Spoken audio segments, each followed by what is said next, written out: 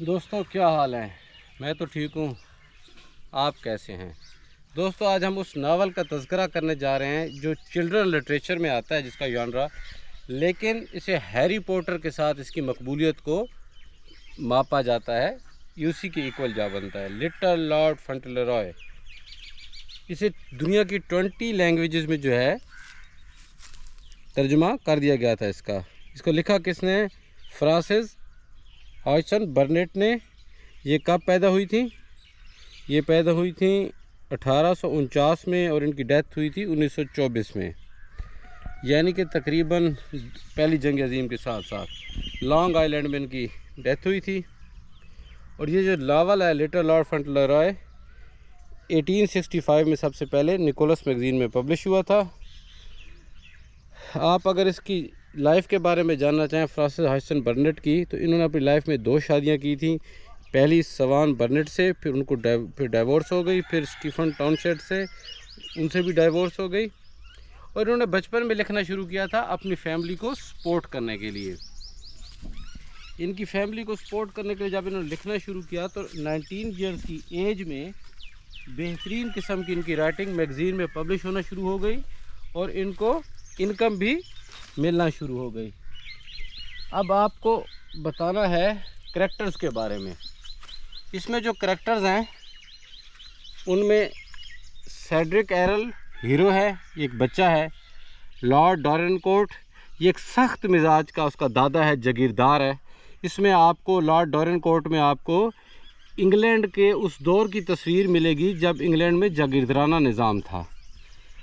Cedric mother, ये इस बच्चे की माँ है, लेकिन ये अमेरिकन है और दादा हजूर अमेरिकन लोगों से नफ़रत करते हैं। आपको एक पिक्चर मिलेगी कि जो इंग्लैंड के लोग हैं ये बहुत ज़्यादा जो हैं रवायत पसंद हैं, कदामत पसंद हैं। तो क्योंकि सेड्रिक की जो मदर है अमेरिका से है, तो लॉर्ड डॉरेनकोर्ट अपने बेटे को आग कर देता है और उसकी माँ से नफ़रत करता है। किसकी माँ से? सेड्रिक एरल की माँ से, यानी कि अपनी बहू से। मिस्टर हैविशम, ये एक वकील है, इसका बहुत अहम किरदार है इस पूरे नावल में।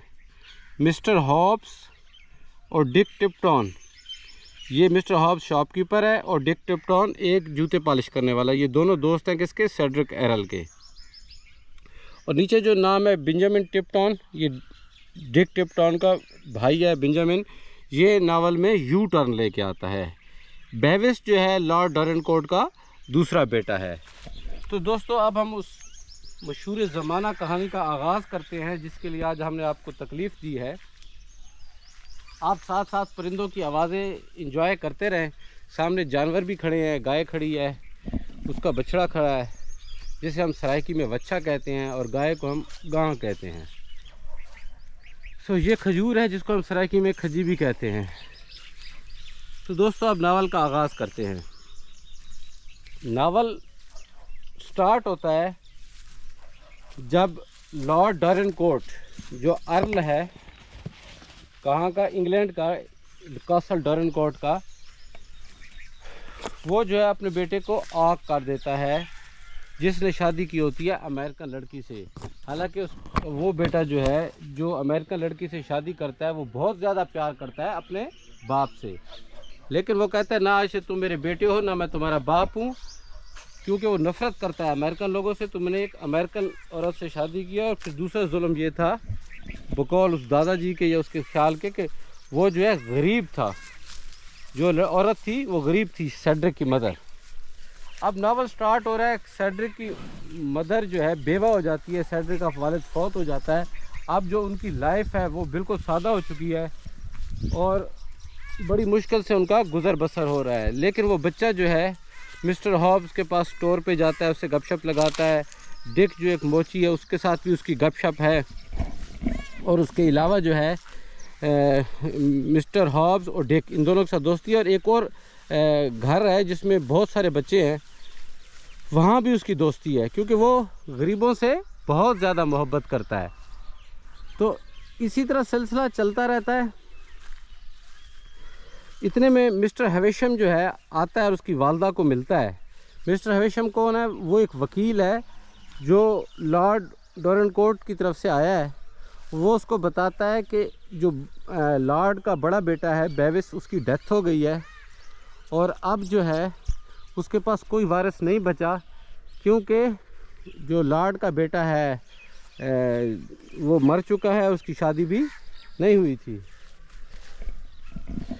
वो कहती है ठीक है, वो फिर कुछ पैसे देता है बच्चे को ना। वो कहता है ये तुम्हारे दादा की तरफ से आए हैं। उसकी माँ जो है दादा का तारुफ करवाती है कि वो बहुत एक नेक और अच्छा इंसान है, बहुत काइंड इंसान है। हालांकि वो बड़ा जालिम होता है, लेकिन वो नहीं चाहती कि बच्चे को दादे के नेगेटिव एस्पेक्ट्स बताए जाएं। बच्चा माँ से भी मशवरा करता है और माँ भी उसे कहती है। तो वो जो पैसे दादा की तरफ से आए होते हैं, वो पैसे लेके जो है वो उन बच्चों को जाके देता है, ताकि उनकी माँ बाप जो है उसके घर का रेंट पूरा कर सके और गर्म कपड़े ले सकें। तो मिस्टर हवेशम सोचता है वो लॉर्ड जो गरीबों पे ज़रा भी रहम नहीं करता, अगर उसे पता लगे कि उसका पोता जो है उसकी दी हुई रकम उड़ा रहा है गरीबों पे, तो उसे कैसा लगेगा। बहरतौर वो कहता है उसकी माँ को कि तुम्हारे बच्चे को लॉर्ड डॉरेनकोर्ट अपना लेंगे और तुम्हें इससे महरूम होना पड़ेगा। वो उदास हो जाती है, लेकिन उसकी ज़िंदगी की खुशी के लिए जो है वो कहती है ये ठीक है, चलो मेरा बेटा लॉर्ड डॉरेनकोर्ट के पास चला जाए और लिटिल लॉर्ड फॉन्टेनरॉय बन जाए। बहरहाल वो दिन आ पहुंचता है जब वो दोनों जो है चलते हैं शिप के ज़रिए इंग्लैंड की तरफ। इंग्लैंड पहुंचते हैं तो वहां पहुंच के सेड्रिक की लाइफ में एक उदासी ये आती है। सब लोग उसका इस्तकबाल कर रहे होते हैं, उसकी खुशी भी होती है, लेकिन उसकी ज़िंदगी में उदासी ये आती है कि उसकी माँ को कासल में रहने की परमिशन नहीं दी जाती। उसकी माँ को कहा जाता है कि तुम जो है इससे बाहर रहो, किससे, कासल से बाहर रहो। अब दादा जो है उसके पाँव पे ज़ख़म है और ज़ख़म से करा रहा है, लेकिन उस छोटे बच्चे की बातें जो हैं वो इतनी जाज़िब नज़र हैं कि वो जो है उनसे इंजॉय करता है उसके बच्चों की बातों को। और वो इंजॉय इसलिए नहीं कर रहा कि उसे बच्चा अच्छा लगता है, वो इंजॉय इसलिए कर रहा है कि वो ये चाहता है कि बच्चे को माँ से दूर कर सके। यहाँ एक मज़ेदार इंसिडेंट होता है कि उसके पास उसके जो जागीर है उससे एक आदमी आता है और वो कहता है कि फ़लाँ शख्स ने जो है कर्ज़ा नहीं अदा किया, तो आपका जो वहाँ टाउट है वो उससे निकलने का कह रहा है, तो क्या उसे कुछ वक्त मिल सकता है, क्योंकि वो ख़ुद बीमार है और उसके पास पेमेंट नहीं है कि वो किराया अदा कर सके। तो लॉर्ड डॉरेनकोर्ट कहता है कि वो तो ऐसे ही ड्रामे करता रहता है हमेशा। तो इतने में बच्चा बोल पड़ता है, वो कहता है जी उसे टाइम दिया जाए। तो लॉर्ड डॉरेनकोर्ट कहता है भाई तुम क्या कुछ लिख सकते हो? कहता है हाँ मैं लिख सकता हूँ, तुम्हारे टाउट को लिख दूंगा, लेकिन मेरे स्पेलिंग अच्छे नहीं हैं। तो अब वो छोटा छोटा लिखता है, भाई तुम इस बंदे को ना गलतियों के स्पेल मिस्टेक के साथ लिखता है कि तुम इस बच्चे को इस आदमी को जो है मज़ीद कुछ माह की मोहलत दो, ताकि ये अपना रेंट जो है प्रिपेयर कर सके। एट दी एंड यहाँ अब ये बड़ी मोहब्बत चल रही होती है और वो दादा ना कभी जाता है उसकी माँ के पास और ना ही इतनी आसानी से बच्चे को जाने देता है। बच्चे के लिए बहुत प्यारे प्यारे खिलौने, बड़ी बड़ी चीज़ें लेके आता है और बच्चा दादी से खुश होता है। ये सारी चीज़ें वो इसलिए कर रहा है कि अपनी माँ से ये दूर हो सके। अब माँ से बच्चा ज़्यादा दूर तो नहीं हो सकता, क्योंकि वो उसे डियरेस्ट बुलाता है, क्योंकि उसका बाप भी उसकी माँ को डियरेस्ट कहता था। अब यहाँ एक इंसिडेंट होता है कि मिस्टर हेविशम जो वकील है वो एक दिन बड़ी परेशानी की हाल में आता है और कहता है कि एक इंसिडेंट हो गया। उसका दादा कहता है क्या हुआ? वो कहता है कि बेविस जो आपका बेटा था उसकी बीवी ज़ाहिर हो गई है, उसके पास डॉक्यूमेंट्स भी हैं और वो कहती है मेरे पास बेटा है, ये अब लॉर्ड बनेगा आपकी जागीर का, क्योंकि असूल ये होता है कि बड़े बेटे का जो बेटा है वो लॉर्ड बनेगा। लॉर्ड डॉरेनकोर्ट क्योंकि अब बच्चे से मोहब्बत करने लग रहा होता है सेड्रिक से, तो वो कहता है नहीं, लिटिल लॉर्ड फॉन्टेनरॉय यही बनेगा। लेकिन अब कानून का सामना करना पड़ता है। बहरतौर वो औरत सारे डॉक्यूमेंट्स लाती है, ये सारे परेशान हो जाते हैं। बहुत सारे वकीलों को दादाजी लगा देते हैं, अखबारों में छप जाता है कि इस औरत को अगर कोई जानता है तो हमसे रब्ता करे, ये दावा कर रही है कि ये बेविस की बीवी है और ये मेरे पास यानी कि बेविस का बेटा है जो अब अर्ल ऑफ स्टेट बनेगा। यही बातें चल रही होती हैं कि एक दिन यही इश्तिहार न्यूयॉर्क में देखा जाता है। कौन देखता है? दोस्त किसके? सेड्रिक के, क्योंकि सेड्रिक उनसे मोहब्बत भी करता है और वो भी बतौर बच्चा इसकी प्यारी बातों से मोहब्बत करते हैं। और सेड्रिक ने दादे से कुछ अमाउंट लेके डिक टिप्टन को भी भिजवाई है ताकि वो अपनी ज़िंदगी आसानी से बसर कर सके। वो दादा पूछते तो वो कहता है नई पॉलिशेस लेगा, नए बुरश लेगा, एट्सेट्रा। मिस्टर हॉब्स को भी उसने कुछ पेमेंट भिजवाई है। अब जो डिक है उसके पास एक यंग वकील आता है, वो अखबार उठाई होती है उसने, वो इसको दिखाता है, कहता है यार ये इस तरह का ना इंसिडेंट हुआ है इंग्लैंड में, एक औरत दावा कर रही है। इससे पहले मिस्टर हॉब्स को डिक बता चुका होता है कि उसके भाई बेंजामिन ने एक औरत से शादी की थी, लेकिन उसे सिर्फ पैसा चाहिए था, तो वो औरत जो है गायब हो गई उसके बच्चे को लेके। अब जैसे वो तस्वीर देखता है तो वो कहता है ये तो बिल्कुल मेरे भाई का बेटा है और ये वही औरत है। तो वो भागा, वकील उसे रोकता है, वो कहता है नहीं मैं जा रहा हूँ। वो भागा भागा मिस्टर हॉब्स के पास जाता है, उसे सारा इंसिडेंट बताता है कि ये औरत जो है अब हमारे सेड्रिक से उसका हक छीनना चाहती है, और ये जो बच्चा है ये दावा कर ये 5 साल का है लेकिन ये 8 साल का है, तो हम अपने सेड्रिक का हक इसे नहीं छीने देंगे। तो अब क्या करें? उन तीनों में ये तय होता है कि अब वो बुलाएंगे किसको? बेंजामिन को बुलाएंगे और इकट्ठे लंदन जाएंगे। दोस्तों ये मेरा कैमरा गर्म हो जाता है, अगर ये बंद हो जाए तो इसका मकसद है फिर इसके बाद अब कहानी पार्ट 2 से शुरू होगी।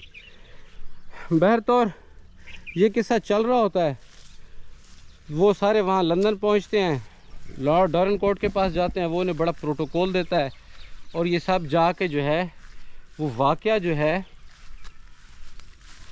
वाक़या जाके बताते हैं किसको? लॉर्ड डॉरनकोट को और मिस्टर हैविशम को। मिस्टर हैविशम को बताते हैं, तो वो औरत जब आती है तो ये सारा वाक़या उसके सामने रखते हैं, तो वो औरत बेंजामिन को देख के घबरा जाती है और वहाँ से भाग जाती है, और साबित हो जाता है बच्चा 5 साल का नहीं 8 साल का इस औरत का पहले खामन से है। बेंजामिन कहता है कि उसके बाद उसने, और हॉब्स कहते हैं उस औरत को नहीं देखा। बेंजामिन अपने बेटे को लेके वापस चला जाता है और मिस्टर हॉब्स और डिक वहीं कासल में उसी इलाके में रहना शुरू कर देते हैं जहाँ सेड्रिक रहता है, और तमाम लोग खुश होते हैं कि एक बहुत काइंड हार्टेड बच्चा जो है उनका नेक्स्ट अर्ल बनेगा। और उसके बाद जो है लॉर्ड डॉरनकोट एक इंसिडेंट होता है, उसका दिल जो है तब्दील हो जाता है, वो उस इलाके में जाता है, छोटे से एक घर में जाता है जहाँ उसने अपनी बहू को रखा होता है, और उससे रिक्वेस्ट करता है कि तुम मेरे लिए नहीं सेड्रिक